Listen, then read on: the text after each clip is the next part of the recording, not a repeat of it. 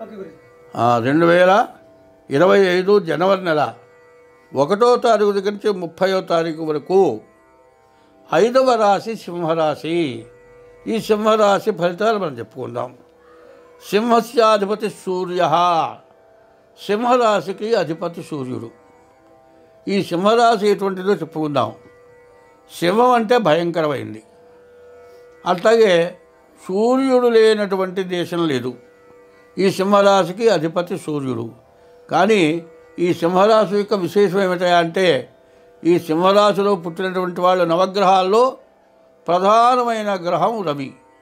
అటువంటి రవి చాలా ఉత్తమమైనటువంటి గ్రహం కాబట్టి సూర్యుడు లేనటువంటి దేశం లేదు. సూర్యుడు లాంటి దైవం ఇంకొకటి లేడు. ఉదయించేప్పుడు సూర్యుడు బ్రహ్మ, మధ్యాహ్నం అప్పుడు మహేశ్వరుడు పరమేశ్వరుడు, సాయంకాలం పూట విష్ణుమూర్తి. ఎప్పుడు కూడా దేవాలయాలు తూర్పు తిరిగి ఉంటాయి. సూర్యకిరణాలు గర్భాలయంలో దేవుడి మీద పడేటట్లుగా కడతారు. అదే మనం ఇంట్లో పూజ చేసుకుంటే సూర్యుడికి ఎదురుకుండా తిరిగి పూజ చేస్తాం. ఏ మతానికైనా సరే, ఎవరికైనా సరే, ఏ కులానికైనా సరే, ఏ దేశానికైనా సరే సూర్యుడు ఒక్కడే. ఏ మతానికైనా సూర్య భగవానుడు ఒక్కడే. ఈ సూర్యుడిని పూజించినటువంటి వాళ్ళు ఎవరు లేరు. ఏ పండుగ చేయాలన్నా సూర్యుని బట్టే చేస్తారు. అటువంటి రాశి ఈ సింహరాశి. ఈ సింహరు అమ్మవారికి వాహనం. ఇటువంటి ఉత్తమమైనటువంటి ఈ రాశికి ఏ గ్రహాలు కూడా బాగాలేవు.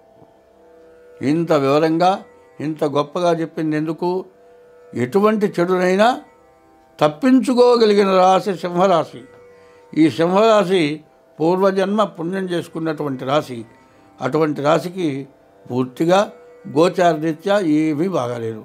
కాబట్టి ఈ రాశి వాళ్ళు ఎంత జాగ్రత్తగా ఉంటే అంత మంచిది. ముందుగా మీ జాతకం చూపించుకోవడం అత్యవసరం.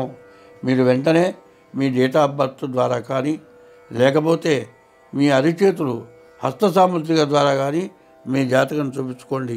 ఈ 9 గ్రహాల్లో ఏ ఒక్క గ్రహం కూడా పూర్తిగా బాగాలేదు. దీనివల్ల కలహాలు బాగా వస్తాయి. భార్యాభర్తలకి ప్రతికూలత వస్తుంది. అవసరానికి డబ్బులు దొరకవు. వ్యాధులు రావడానికి బాగా అవకాశం ఉంది. తర్వాత వ్యాపారంలో కూడా నష్టం రావడానికి అవకాశం ఉంది. మరి గురువు బాగుండకపోవటాన చదువుకుండే పిల్లలకి విద్య కూడా ఇబ్బందిగా ఉంటుంది. పరాయి దేశంలో ఉన్నటువంటి వాళ్ళు ఉద్యోగం పోయి తిరిగి రిటర్న్ రావాల్సిన పరిస్థితులు కూడా ఉన్నాయి. ఉన్నటువంటి ఇబ్బందులు చెప్పరాని ఇబ్బందులు అంటే ఎట్లా ఉంటాయంటే ఇక చెప్పే పని లేదు. మరి భార్య ప్రసవైందిట, వీడికి అనారోగ్యం వచ్చిందిట, చేతిలో డబ్బులు లేవుట, మరి సహాయం చేసే మనుషులు ఎట్ట, ఈయన ఇంట్లో నుంచి బయటికి పోలేడు, కనీసం డెలివరీ అయినప్పుడు మనిషి దగ్గర ఉండాలి. ఎన్ని రకాల ఇబ్బందులు, కష్టాలు ఉంటారు. 8 రకాల కష్టాలు ఉన్నాయి. ఈ రాశి వాళ్ళకి ఎంతో సమస్యలు బాగా ఎక్కువగా కనపడుతున్నాయి. ఈ సమస్యల నుంచి బయటపడాలి అంటే ముందు తల్లిదండ్రుల్ని జాగ్రత్తగా చూడాలి, భార్యని జాగ్రత్తగా చూడాలి, ఆడపిల్లను కూడా జాగ్రత్తగా చూడాలి. మరి తల్లి తండ్రి గురువు, తర్వాత గురువు చెప్పినట్టు వినాలి. గురువు అంటే మంచి చెప్పేవాడు గురువు అవుతాడు. నీకు మంచి ఎప్పుడూ చెబుతూ ఉండేవాడు గురువు అవుతాడు. మంచి చెప్పేవాడు ముందు చిన్నగా చెబుతాడు, తర్వాత చివాట్లు పెట్టి చెబుతాడు. అవసరమైతే ఒక దెబ్బ కుట్టినంత బాధపడేట్టుగా చెబుతాడు. దుర్మార్గుడు మంచిగా చెప్పి నీ దగ్గర డబ్బులు కాజేస్తాడు.